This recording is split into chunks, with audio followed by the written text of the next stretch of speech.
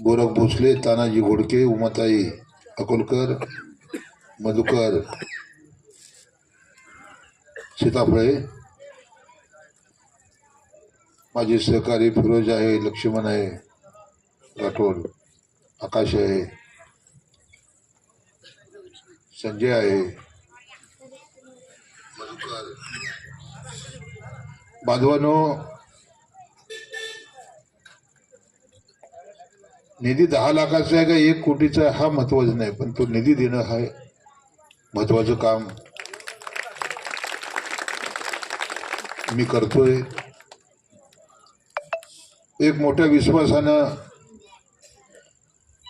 20 नोव्हेंबरला मतदान झालं,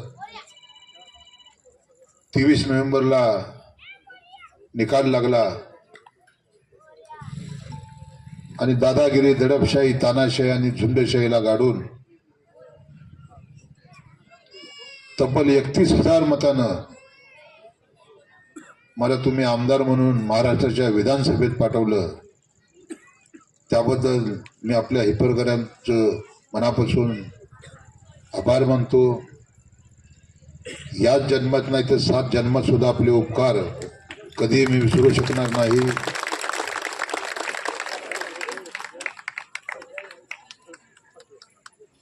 बांधवांनो, विकास काय असतो हे काका ग्रामीण भागामध्ये फिरत असताना रस्त्याची अवस्था फार विचित्र आहे. उमेश दादा, आपण राजकारणामध्ये आलो तर राजकारण करायसाठी नाही आलो. काकाने जसं वडाळा कसं सुंदर बनवलं, एक खेडगाव, पण आज वडाळ्यात गेल्यानंतर असं वाटतं की आपण पुन्हा सिटीमध्ये आलो. त्याच्यासाठी 50, 55, 60 वर्षाची त्यांची राजकीय कारागिरी पणाला लावून आपलं गाव कसं बनवायचं, गावच नाही तर गावाच्या आसपासच्या परिसरावर सुद्धा काकांचं बारीक लक्ष असतं. कारण मी आमदार झाल्यानंतर 1 वर्षात बघितलंय की काका बसू देत नाहीत आणि काका आले की मला उठता येत नाही, थांबा बसवावं लागतं. आमदार साहेब हे काम, आमदार साहेब ते काम, पण स्वतःसाठी ते कधी मागत नाही. हे उत्तर सोलापूर तालुक्यासाठी या गावाचं हे काम झालं पाहिजे, त्या गावाचं ते काम झालं पाहिजे, या गावाचं हे काम झालं पाहिजे, या वयामध्ये सुद्धा. आणि काका ग्रामीण भागामध्ये फिरत असताना मी आमदार झालो 23 नोव्हेंबरला 2024ला. उमेश दादा, मी 2.5-3 वर्ष या मतदारसंघामध्ये भिंगरीसारखा फिरत होतो. मंदिर असेल त्याला मदत, रस्ता नाही तिथं रस्ता करायचो, आजारपणाचा माणूस आला त्याला मदत करायचो, कोण गरीबाची घरी लग्न असेल तो आला माझ्याकडे त्या गरीबाला लग्नाला मदत करायचो, कोण शिक्षण शिकताय चांगले मार्क आहेत परंतु फी भरायला पैसे नाही, गरिबी परिस्थिती आहे त्याला मदत करायचो. आणि काम करत करत करत दुष्काळ प्रचंड मोठ्या प्रमाणात पडला 23ला. आणि 20 दिवसानंतर मोहोळ शहराला पाणी मिळत होतं. उमेश दादा मोहोळ शहराचे सुपुत्र आहेत. 20 दिवसांनी मोहोळ शहराला पाणी मिळायचे. सोलापूरची तीच अवस्था, पण मोहोळची अवस्था अत्यंत भयानक होती. आणि 50 रुपयाला हंडा घेतला जातो पाण्याचा. आता पाण्याचं महत्व आमच्या आया बहिणींना जास्त माहिती आहे. उठल्यापासून संध्याकाळी पर्यंत शेवट ती त्यांचा होतो ती भांडी घासून मग ते झोपतात. त्यामुळे पाण्याचं महत्व हे आपल्या महिलांना ज्यादा माहिती आहे. 20 दिवसानं पाणी येणार हे शहर. ओ पाटील साहेब, फोन ठेवा फक्त, तुमची भावकी आमच्यावर आरोप करते. 1 वर्ष झाले, सत्ता गेली, विधानसभेत उताना पाडला अनगरकर पाटलाला, नंतर काल नगरपालिकेत मोहोळच्या पाडला. आरोप काय करते काका? तर 20 दिवसानंतर पाणी येणाऱ्या शहराला काका मी मुंबईवरनं 20,000 लिटरचे 10 टँकर, 16,000 लिटरचे 5 टँकर. उमेश दादा, आणि 15,000 लिटरचे 5 टँकर असे 17 टँकरनं मी मोहोळ शहराला 76 दिवस पाणी पुरवत होतो. तुम्ही दादा 76 दिवस. आपल्या उत्तरलाही 3 टँकर दिले होते दादा. तुमच्या नरखेड गटात मी 1 टँकर दिला होता. इकडे कुरुल कामती भागामध्ये 1 टँकर दिला होता. आणि त्या मोहोळ शहरासाठी ग्रामीण भागात 7 आणि मोहोळ शहराला फक्त 10 टँकर होते. 76 दिवस मी पाणी पाजवत होतो काका. मोहोळ शहरात 15,000 मतदान झालं, त्यातलं 12,500 मतदान मला पडलं. कारण सरकारची लाडकी बहीण तिथे चालली नाही, पाणीवाला दादा तिथे चालला. त्या टँकरवरती माझा एक फोटो असायचा, हात जोडलेला. तर त्या माता भगिनीनं मतदान करायला जाताना हा विचार केला की ऐन दुष्काळात हा दादा आम्हाला पाणी पाजत होता, त्याच्यामुळे निवडणुकीत याला मतदान करून आपण अनगर करायला पाणी पाजू. म्हणून 12,500 लीड हे मोहोळ शहरात मिळालं. आता हे आरोप काय करते तुमची भावकी आमच्यावर उमेदवार? हा तालुका आता 25 वर्ष मागे गेला. म्हणजे 30 वर्षामध्ये काय दिवे लावले? अरे बाबा, तू जर दिवा लावला असता तर 20-20 दिवस मोहोळ शहराला पाणी मिळालं असतं का? दिवसात तर 3 वेळा पाणी मिळालं असतं. काका खरंय खोटं आहे? जे शहर 20-20 दिवस पाण्यासाठी वाट बघतोय, त्या शहराला तो दिवसात 3 टाइम पाणी देऊ शकला नाही. तुझ्या 30 वर्षाची राजकीय कारकिर्दी. 15 वर्षात तो स्वतः आमदार होता, नंतर डोबळे आमदार झाले, ते तर पाणी पुरवठा मंत्री झाले. त्याच्यावर खात्री पाणी पुरवठा होतं. पाणी कमी पुरवठा जादा केला त्यांनी. नंतर तुम्ही रमेश कदमला आमदारकी दिली.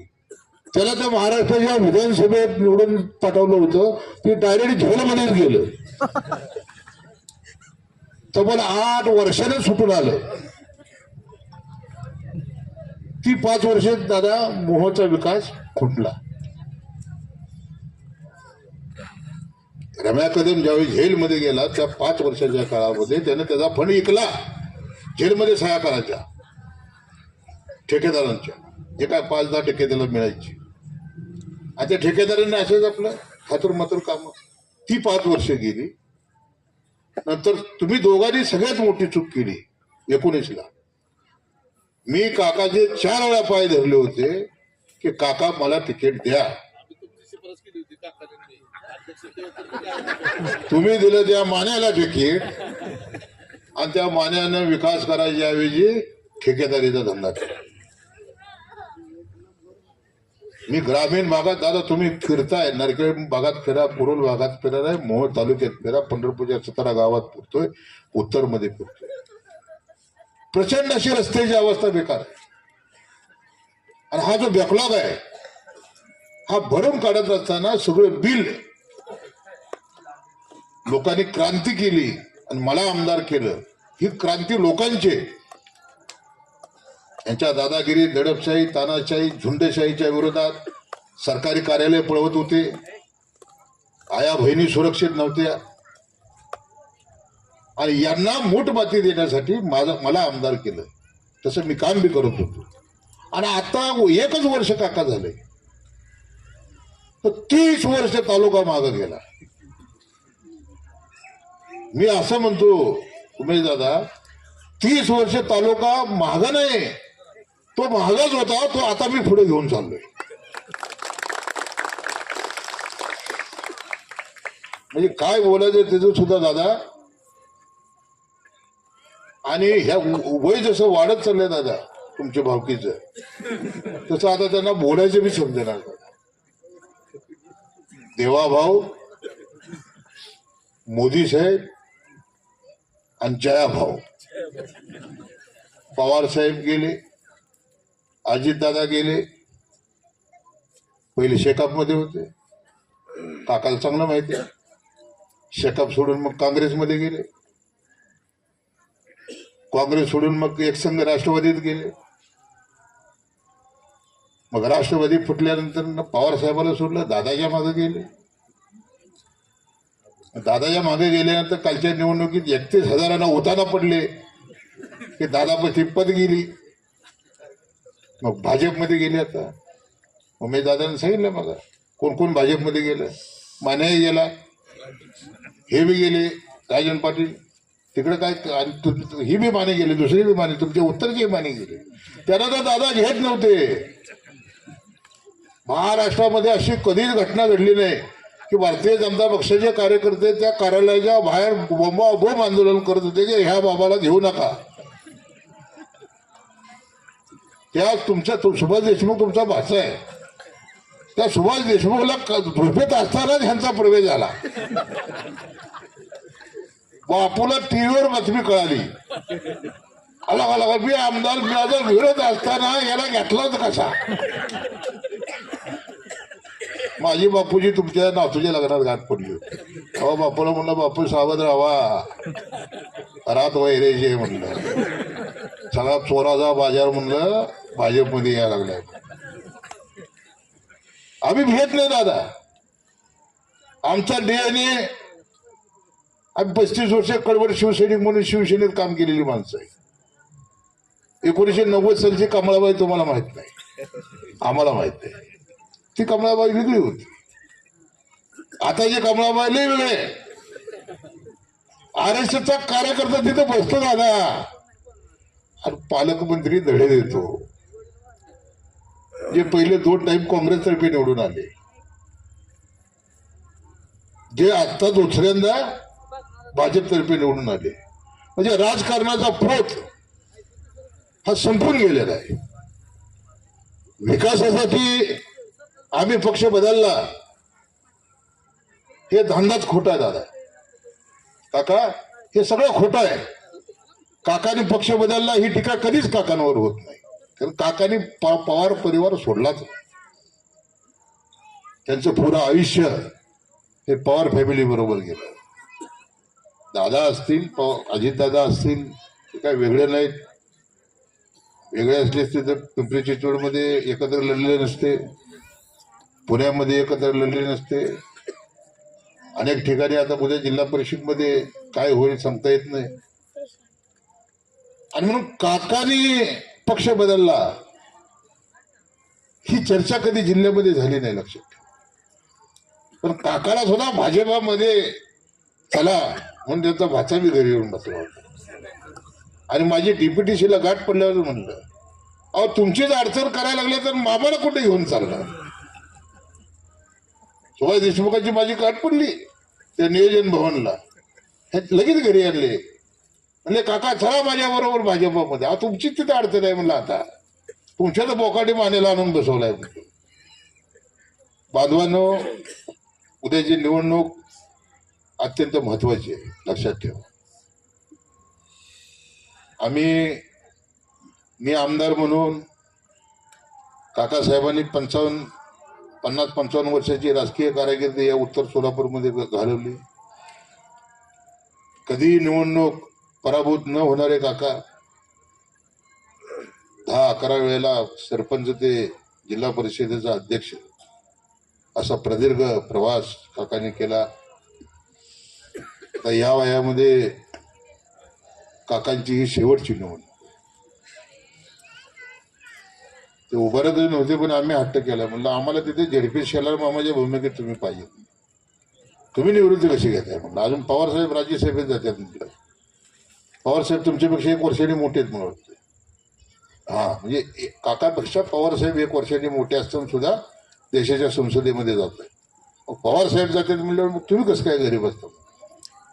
कारण ही निवडणूक सोलापूर जिल्ह्याची अत्यंत महत्वाची निवडणूक आहे. मोहोळचा आमदार म्हणून 10 जिल्हा परिषद गण हे माझ्या मतदारसंघात येतात, मोहोळ मतदारसंघात. त्यात उत्तर सोलापूरचे 3, मोहोळ तालुक्यातनं 6 आणि पंढरपूरच्या 17 गावातून 1, जिथे मी राहतो. बांधवांनो, विकासाच्या बाबतीमध्ये पायाला भिंगर लावून मतदारसंघात फिरतो, एखादी शारीरिक शस्त्रक्रिया झाली तर 2-4 महिने कुठलाही माणूस असेल त्याला विश्रांती घ्यावी लागते. तशी विश्रांती मला घ्यावी लागली. पहिली माझ्या वजनावर टीका झाली. वजनावर टीका करता करता दादा तुमची भावकी म्हणायला आली की आता कदाचित मोहोळमध्ये पोट निवडणूक लागली. त्यांना पत्रकाराने प्रश्न विचारला का, तर बोले आमदार साहेबांची तब्येत साथ देत नाही. मला त्या पत्रकारांनी सांगितलं की आमदार साहेब मोहोळमध्ये पोट निवडणूक लागेल म्हणजे तुमच्या मरणाची सुद्धा आता राजेंद्र पाटील वाट बघायला लागली. त्यांचं शारीरिक वजन एवढं वाढलंय की कधीही त्यांना अटॅक येईल. मी ताबडतोब दादा पुण्याला रुबी हॉस्पिटलला गेलो आणि शस्त्रक्रिया केली, बॅरेटिक सर्जरी. आता माझं वजन 36 किलोनं कमी झाले. म्हणजे आता पोट निवडणूक लागणार नाही. नंतर मग नगरपालिकेची निवडणूक लागली. नगरपालिकेच्या निवडणुकीत सुद्धा विकासाच्या नावाखाली हे गेले भारतीय जनता पक्षात, कमळ घेतलं, आमच्या विरोधात समोर आले. मी होतो, दादा होतो. मोहोळच्या नगरपालिकेत मी ओथाना पाडला आणि मोहोळचा नगराध्यक्ष आपला निवडून आणला. मोहोळ शहर त्यांच्या हातात जाऊ दिलं नाही. 40 वर्षानंतर मोहोळ आपण दादा ताब्यात घेतलं. म्हणजे विधानसभेला आमदार झाल्यानंतर मोहोळची नगरपालिका आपण जिंकली. आताची निवडणूक ही जिल्हा परिषद पंचायत समितीची निवडणूक आहे. मोहोळमध्ये तर आम्ही काम करतोय. काका रात्री 12 पर्यंत आणि सकाळी 5 वाजल्यापासून तुमचा आमदार पळापळी करतोय. लक्षात ठेवा. माझं नियोजन काय होतं ते मोहोळमध्ये तुम्ही बघितलं. नगरपालिकेला मी दादाला उठायच्या आतच दादा गाडीवरून बसायचो. दादा म्हणलं मोहोळ शहर यांच्या ताब्यात गेलं की म्हणलं सत्यानाश झाला. आपण तालुका ताब्यात घेतलाय, आमदारकी ताब्यात घेतली, आता हे शहर ताब्यात घेऊ, ही नगरपालिका आपल्या ताब्यात घेऊ. मोहोळ एक सुंदर शहर आपल्याला बनवायचं आहे. एकनाथ शिंदे साहेबांकडे नगर विकास खाते आहे. मी 35 वर्ष शिंदे साहेबांबरोबर आहे. आता विकास काय असतो. मी 3000 कोटी रुपयाचा डीपी प्लॅन मोहोळ शहराचा मंजूर करून आणला. आणि दादा डीपी प्लॅन मंजूर झाल्यानंतर ना डीपी प्लॅन प्रमाणे निधी दिला जातो. भले अजित दादाकडे जरी अर्थ खातं असेल तर वर्षाचं जे बजेट सादर होतं मार्चमध्ये, त्या बजेटमध्ये त्या खात्याला तरतूद केली जाते. प्रत्येक खात्यात नगर विकास असेल, PWD असेल, आणि तरतूद केल्यानंतर ना त्याच्यामध्ये दादा कपात होत नाही. 14-15 हजार कोटीची तरतूद नगर विकास खात्याला होती. आणि जास्तीत जास्त आता नव्या डीपी प्लॅन प्रमाणे दादा आपण ह्या मोहोळ शहराला निधी आणून मोहोळ शहराचा कायापालट करू. एक सुंदर मोहोळ शहर म्हणून आपण उदयास आणतो. निवडणूक झाली, नगराध्यक्ष आपला झाला, पण निधी देणारा शिंदे साहेब आहेत, अर्थमंत्री अजित दादा आहेत. अडचण कसली आता आपल्याला. आता फक्त आपल्याला घ्यायचं आहे आणि या मोहोळ शहरासाठी खर्च करायचा आहे. तीच परिस्थिती तुम्हाला सांगतो जिल्हा परिषद पंचायत समिती. ह्या निवडणुका अत्यंत महत्वाच्या निवडणुका आहेत. लक्षात ठेवा. मी तर आपल्या गावातील सगळ्या जनतेला सांगतो, समाजालाही सांगतो, राहुल आकाश असं एक आपल्या वाडी वस्तीवरचं एक मत सुद्धा फुटता कामा नाही. लक्षात ठेवा. जे विधानसभेला झालं यांच्या पेटात कशी लाच घालायची त्याला कारण फक्त की आपली मतं फुटली नाही पाहिजे. काय म्हणजे दादा, हा आपली मतं फुटली नाही पाहिजे. तुम्ही गावं सोडू नका. आता आमदार साहेब हिप्परग्यात आल्यामुळे हिप्परग्यात येऊ नका. आता तुम्ही रानमसल्यात थांबा. लक्षात ठेवा. लक्ष म्हणणं शिवालाल नगरला थांबायचं. कारण कुठल्याही क्षणी आता या 4-5 दिवसामध्ये निवडणूक जाहीर होईल. आपल्या कार्यकर्त्यांना आपला गट आपलं गाव सोडायचं नाही. लक्षात ठेवा. कारण ही निवडणूक विधानसभा जिंकली, आपण नगरपालिका जिंकली, पण ग्रामीण भागाचा चेहरा मोहरा बदलणारी ही निवडणूक आहे. पंचायत समितीचा सभापती आपला झाला तर पंचायत समितीच्या माध्यमातून ज्या काही योजना आहेत त्या योजना आपल्या ग्रामीण भागात या उत्तरच्या 24 गावामध्ये आपल्याला पोहोचवता येतील. जिल्हा परिषदेचे सदस्य काका स्वतः इथून उमेदवार आहेत. काकाला 50-55 वर्षाचा अनुभव आहे. जिल्हा परिषद कशी पळवायची, कशी चालवायची ही ह्याचा सगळ्यात हातकडी त्यांच्या पाठीची असल्यामुळं या बिबे दारबळ गटातनं काका स्वतः उभारतायत. उमेश दादा मला थोडं मोहोळमध्ये कमी, पंढरपूरच्या बी एका गणातनं कमी, पण मला बिबे दारबळ मध्ये ज्यादा तळ ठोकून थांबायचे. कारण ह्या दोन मानेनी ज्या पद्धतीने लोकांना उल्लू बनवायचं काम चालू केलेलं आहे, आणि ह्या दोन मान्याबरोबर तुमची भावकी, तर तुमची भावकी तुम्ही बघायची आता तिथं. हा नाही, मी आपल्या दादाला नेहमी दादा मी हो दादा तुम्ही पाटील आहे म्हणून बोलतो होता.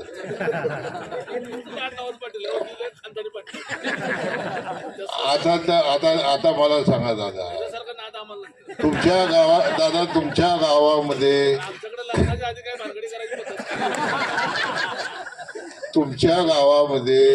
कुठलाही माणूस नरखेडला येतो, कुणी येत, कुणी तिथे निवडणुकीला उभारत, त्यांच्यात काय ते पोटोगल लोटो काय ते नोटोला 400 मतं पडले त्या नरखेडमध्ये. नोटा म्हणजे लोकशाही कशी आहे बघा. नाहीच आम्हाला कोणाला मतदान करायचं तर आम्ही नोटाला करतो, आणि 400 मतं त्या नरखेडमध्ये दादाच्या गावात पडली. परंतु लक्षात ठेवा, आमदार म्हणून लोक मला विचारतात हो दादा,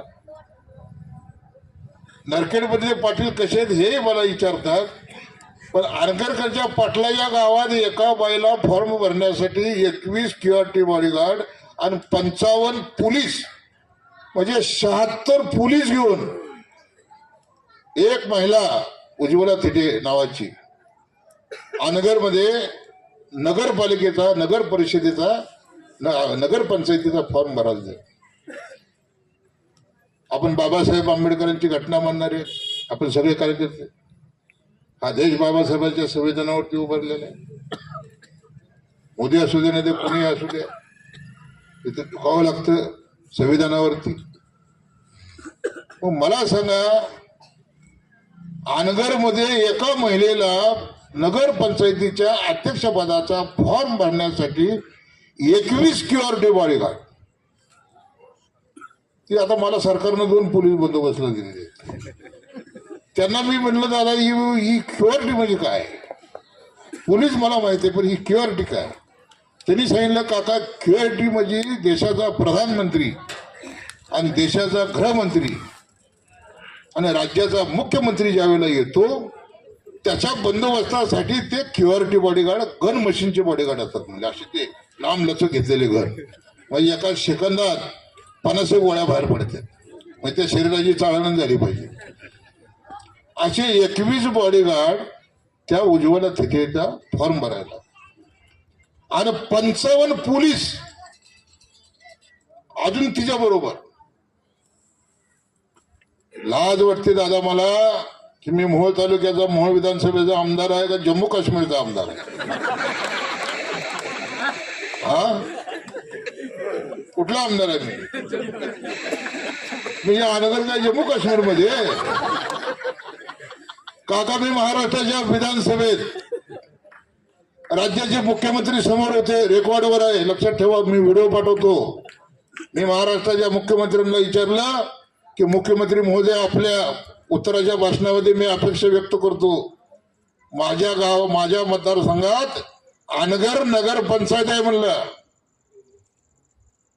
आणि मोहोळ नगर परिषद आहे म्हणलं, अशा 2 ठिकाणच्या निवडणुका लागल्यात म्हणलं. अनगरच्या नगर पंचायत मध्ये एका महिलेला 21 सिक्युरिटी बॉडीगार्ड जे आपण मुख्यमंत्री म्हणून आल्यानंतर असतात, प्रधानमंत्री म्हणून आल्यानंतर असतात, देशाचे गृहमंत्री म्हणून आलेले येतात, तेव्हा त्यांना बंदोबस्त असतो. असे 21 सिक्युरिटी बॉडीगार्ड म्हणजे पोलीस लांब लांब त्या गन मशीन घेऊन, आणि त्याच्या दिमतीला 55 पोलीस, म्हणजे ते 21 आणि हे 55. हो झाडे ते गणित किती होत आहे? 76. आला दादा, मी आमदार झालो, मला एक आहे तर मला असं वाटतं यायला मी किती नशीबवान आहे की मला एक पोलीस मला 2 पोलीस माझ्या बंदोबस्तात आहे. त्या बाईला काय वाटलं असेल दादा? उज्ज्वल थिटेंना काय वाटलं सर? 76 पोलीस घेऊन अनगर नगर पंचायतीमध्ये सकाळी पहाटे 5 वाजता. आता कार्यालय उघडतंय दादा सकाळी 10 वाजता, पहाटे 5 वाजता काय काम होतं? म्हणजे काका ही कसली दादागिरी आहे? हा कसला दहशतवाद आहे? आपण दहशतवाद जम्मू काश्मीरमध्ये ऐकून होतो. माझ्या आयुष्यामध्ये मी दादा तुम्हाला सांगतो, ही अनगर सारखा दहशतवाद उभ्या महाराष्ट्रानं कधी पाहिला नाही. यांना तोंड सुद्धा नाही दादा राजकारणामध्ये मत मागायला. ज्यांना स्वतःच्या गावात महिलेला येऊ दिलं जात नाही, 2-2 हजार वाहनं लावली जात आहेत आडवी, आणि ज्या वेळेला तिला बंदोबस्त दिला जातो तो तिचा फॉर्म बाद केला. म्हणजे बाबासाहेब आंबेडकरांच्या संविधानानं तिला अधिकार दिला होता, तिला बाबासाहेबांच्या संविधानानं अधिकार दिला होता, म्हणून सरकारनं बंदोबस्त दिला. आणि ज्यावेळी सरकारनं बंदोबस्त दिला, ज्यावेळी ती फॉर्म भरली, ती फॉर्म भरून आल्यानंतर ना तिचा फॉर्म बाद. कसा बाद होतो फॉर्म सांगा ना? त्या फॉर्म मधली काही पानं त्या अनगर नगर पंचायतीमध्ये काका ज्या वेळेला त्यांचे ते काम चालू झाले त्यावेळी दुपारी त्यांनी दरवाजा बंद केला, आणि दुपारी दरवाजा 3 वाजता बंद केला. ती दरवाजा त्यांनी संध्याकाळी 6 वाजताच उघडला. त्या 3 तासात जो खेळ झाला, ती उज्ज्वल थिटेचा फॉर्म बाद केला. आणि मग 17 नगरसेवक बिनविरोध, पाटलाजी सुनबाई बिनविरोध. आणि अशा लोकांची दादागिरी तुम्ही सहन करून घेणार आहात का? फार मुश्किलतेनं मोहोळची जनता 40 वर्ष वाट बघत होती. 40 वर्ष वाटेल त्या परिस्थितीमध्ये याचा माज उतरवायचा आणि आमदार आपल्या विचाराचा करायचा. शहाजीराव पाटलांनंतर ना मोहोळ तालुक्यामध्ये कधीच आमदार झाला नाही, लक्षात ठेवा. बा काका बरोबर ना? शहाजीराव पाटील आमच्या दादांच्या गावचे, नरखेडचे, आणि त्यांच्यानंतर ना 30 वर्ष या माणसानं दहशतवादाच्या जोरावरती मोहोळचं राजकारण ठेवलं, अनगरचं राजकारण ठेवलं. आपली 24 गावं उत्तरची, हे उद्याच्याला पाप आणि पुण्य करायची वेळ येईल त्यावेळी या अनगरकरांचा सत्यानाश करण्यासाठी आणि त्याच्या दुसऱ्या बाजूला बाबासाहेब आंबेडकरांची लोकशाही, बाबासाहेब आंबेडकरांचं संविधान जगलं पाहिजे, जपलं पाहिजे, म्हणून चांगला निर्भीड असा आपला आमदार, आणि त्याच्या पाठीशी आपल्याला उभा राहावं लागलं. लक्षात ठेवा. आज आम्हाला चिंता आहे ती हीच चिंता आहे, आम्हाला दुसरी चिंता नाही आहे की बाबासाहेबांच्या संविधानाप्रमाणे या तालुक्यामध्ये काम झालं पाहिजे. परंतु आज तशी परिस्थिती नाही काका. मी आज अक्कलकोटला हुगलूरला जाऊन आलो. उमेश दादा, सत्याचा माज आणि मस्ती किती आहे ती हुगलूरला मी बघितली. माझे एक मित्र होते, त्यांचं 9वं पुण्यस्मरण होतं, ते बी जिल्हा परिषदेचे सदस्य होते. दादा त्यांना 24 पानंद रस्ते दिले होते. जसे मी 100 पानंद रस्ते आपल्या मोहोळ तालुक्यासाठी मंजूर केले, तसे 24 पानंद रस्ते दादा त्यांनाही दिले होते. आपल्याकडचे रस्ते चालू झाले. कारण मी तसं ती दादागिरी दडपशाही चालू दिलेली नाही, सगळ्याला वटणीवर आणला, अधिकाऱ्यांना म्हणलं पहिलं काम चालू करायचं. परंतु त्या हुगलूरमध्ये 24 रस्ते शेतकऱ्यांसाठी दिले, एक रस्ता 24 लाख रुपयाला. काका तिथल्या बीडीओला दम दिला, याद राख म्हणले हे रस्ते आपण अजिबात करायचे नाही. का तर ते जी परिवार आहे धर्मशेट्टी, तो उद्या राजकारणामध्ये आमच्या विरोधात उभारला नाही पाहिजे. ते सरपंच त्यांच्याकडे होतं, जिल्हा परिषद सदस्य ते होते, त्यांचा ऍक्सिडेंट झाला आणि रोड ऍक्सिडेंटमध्ये त्यांचा मृत्यू झाला. आणि मृत्यू झाल्यानंतर ना एखादा माणूस ज्यावेळी घरातला करता जातो त्यावेळी ते घर थोडं मागं पडत जातं.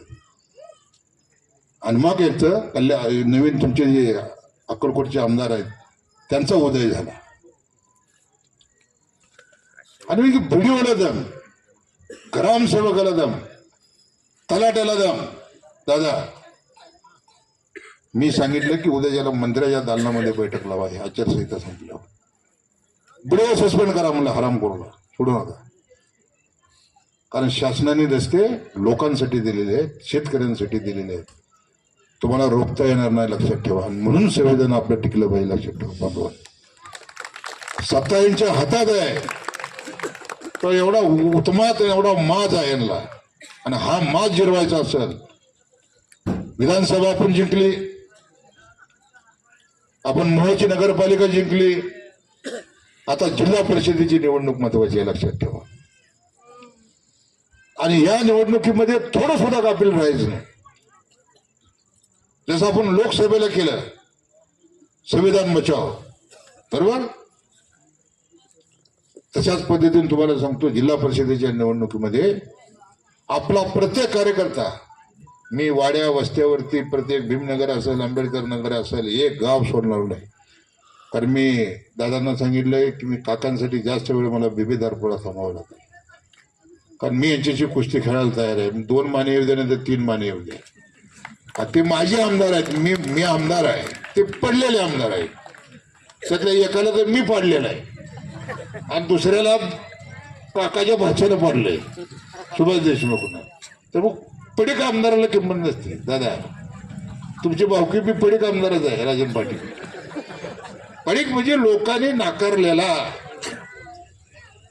हा माल चालत नाही, म्हणून त्याच्यावर एक शिक्का असतो माहिती दादा. अरे तुम्हाला आता पाटील लोकांना आला माहिती.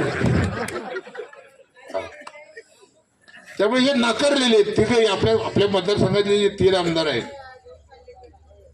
आनंदकर पाटील, हे 2 माने, म्हणजे ही एक माने आपला दिलीप माने आणि ती इंदापूरचं एक येडा आमदार, यांनी सांगितलं आमच्या दादाने ग्रामपंचायतची लायकी, सदस्याला लायकी सुद्धा निवडून यायची नसणारा माणूस या काकाने, या उमेश दादाने 19ला त्याला आमदार केला. त्या मानेची चूक नाही वैभव, चूक खरी ह्यांची. आणि ही चूक त्यांनी दुरुस्त केली आणि मला तिकीट आणलं, मला आमदार केलं. तर बांधवांनो, आज उशीर झालाय. माझ्या माता भगिनी बऱ्याच वेळ, मी तर पहिली तुमची क्षमा मागतो की राईट टायमाला पोचणारा आमदार पहिल्यांदाच आज जरा लेट आला. उमेश दादा उद्या सुद्धा सकाळी 11 वाजता मोठा कार्यक्रम आहे चढायला. तब्बल 2 कोटी रुपयाचा निधी मी चढ्यामध्ये दिलाय. त्यातली 1 कोटी रुपयाची कामं पूर्ण झाली आणि 1 कोटी रुपयाच्या कामाचा उद्या भूमिपूजन सोहळा आहे. त्या 17 गावात आपल्याला त्या छाया गावांना 1200 मतं दिलेली दिली, व्याजासहित परतफेड मतदाराची. आणि तुमची भावकी म्हणते हा तालुका 30 वर्ष मागा गेला. कसा गेला? तुझा आमदार पडल्यावर 30 वर्ष मागा गेला आणि तुझ्याकडे 30 वर्ष आमदारकी होती तेव्हा काय 50 वर्ष मागा गेला हा तालुका. लोकांनी दुरुस्त केला की दहशतवाद मुक्त मोहोळ करायचा असेल तर राजू खरेला आमदार केलं पाहिजे. 1-2 मतं असेल तर ठीक आहे ना. 31,000 मतांना उतारा पाडला आपण ह्याला, तरी बिल लागल्यासारखं तुमच्या गटात फिरते. हा दादा म्हणते त्याची 2-3 कामं चालू आहेत दादा. आणि दादा मागं म्हणले ती बरोबर आहे. त्या कामाच्या इन्क्वायऱ्या चालू केलेल्या आहेत, बोगस कामं केलेली आहेत त्या मान्यानं. दादा एक गोष्ट तुम्हाला सांगतो, मला काल सकाळी 1-2 गावची लोक आली होती आपल्या मतदारसंघातली. आणि त्या लोकांचं असं म्हणणं होतं की ही 2 गावाला जोडणारा जो रस्ता आहे, ओ पाटील ऐका, म्हणजे भावकीकडे वाटा गेलाय म्हणून सांगतो, त्या 2 गावाला जोडणारा जो 3 किलोमीटरचा रस्ता आहे त्याची 2दा टेंडर झाली. त्याची 2दा टेंडर झाली, त्याची 2दा बिलं निघाली आणि रस्ताच झाला नाही. त्यांनी एवढा मोठा बंच आणून दिला दादा. मी म्हणलं 19 फेब्रुवारीला महाराष्ट्राच्या विधानसभेचं अधिवेशन आहे. मी राज्याच्या मुख्यमंत्र्याला विचारतो, राज्याच्या बांधकाम मंत्र्याला विचारतो, ज्याने आमच्या तालुक्यातले रस्ते खाल्ले अशा लोकांना भाजपमध्ये कसं काय प्रवेश दिला? बरं अमाऊंट बी मोठे दादा, खडीकरण डांबरीकरण. मी पत्र दिलं आज दोन्ही विभागाला. एकदा जिल्हा परिषदेने कारभार केलाय आणि एकदा बांधकाम खात्यानं कारभार केलाय. पण असं एक उदाहरण नाही दादा, अनेक उदाहरण आहेत काका. त्या जेलमध्ये अर्धे अधिकारी जेलमध्ये बसवावे लागतील आणि अर्धे ठेकेदार जेलमध्ये बसवावे लागतील, अशी परिस्थिती आहे. ही जी तुम्हाला म्हणजे तुम्हाला धक्का बसला दादा मला. आणि त्याच गावात आपली परवा सभा झाली, तिथून ते 5 किलोमीटरवरती गाव आहे. म्हणजे कशा पद्धतीनं या मोहोळ तालुक्यामध्ये भ्रष्टाचार झाला. आणि तुमची भावकी आमच्यावर आरोप करते की हा तालुका 30 वर्ष मागा गेला. अरे रस्ता तू खाल्लं, टेंडर केली, बिलं खाल्ली आणि रस्ता केलं नाही. तू जर रस्ता करत होता तर हा तालुका मागा जात होता का काका? म्हणजे इतकं निर्लज्ज उत्तर त्या कुरुलच्या सभेत माझे आमदार राजन पाटलांनी दिलं. आणि उद्या त्या मी चवे गावामध्ये उद्या सकाळी 11 वाजता माझ्या शुभास्ते उद्या ज्याला त्याचा नारळ फुटतो दादा, प्रशांत परिचारिक भेट त्या कार्यक्रमाला माझ्या बरोबर. तब्बल दादा आपण 2 कोटी रुपयाच्या चवे गावामध्ये दिले. प्रत्येक गावामध्ये आपण निधी देण्याचं काम करतोय. कदाचित मी हिप्पर गेला 10 लाख रुपये दिले असतील काका, पण येणाऱ्या पुढच्या काळामध्ये व्याजा मधला सहित व्याज सहित तुमची सगळी परतफेड केली जाईल. लक्षात ठेवा, हा 10 लाखावरती आपण समाधान मानणार नाही, तर हिप्परगाच्या आपल्या गावाच्या सर्वांगीण विकासासाठी जे जे तुम्ही सांगाल, 2 ताई आमच्या सरपंच आहेत त्यांनीही सांगावं, आपण कुठल्याही गोष्टीमध्ये निधीच्या बाबतीमध्ये कमी पडणार नाही. आपण काम करणारा माणूस आहे काका. फक्त काम करणारा माणूस असला ना तर मंत्रालय पळवणारा माणूस पाहिजे. ताई मी मंत्रालय पळवणारा माणूस आहे. हा असं हल्लं पाहिजे मंत्रालय. आणि आपल्या मोहोळकडे कसं काय येईल, मग ते पाण्याचे रस्ते असतील, कसा निधी आणायचा मला माहिती आहे ना. मी निधी आणतो ताई आणि प्रत्येक गावाला निधी देतो. तो कसा आला काय आला आपल्याला माहिती नाही. शेवटी मुंबईला जाताना खंडाळ्या घाटातनं ते लोणावळ्याच्या घाटातनं जावं लागते का आकाशानं जावं लागते आपल्याला. पण निधी आणतो कामं करतो काका. तुमच्या सुद्धा उत्तरमध्ये प्रचंड मोठ्या प्रमाणामध्ये आपण कामं आता चालू केलेली आहेत. तुम्ही सांगितली ते बी केलेले आहेत. दलित वस्तीमध्ये कामं आपण केलेली आहेत, आता चालू केलेले आहेत.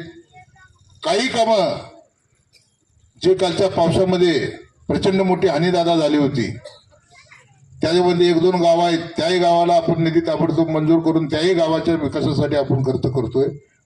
तुमचा आमदार स्वस्त बसत नाही.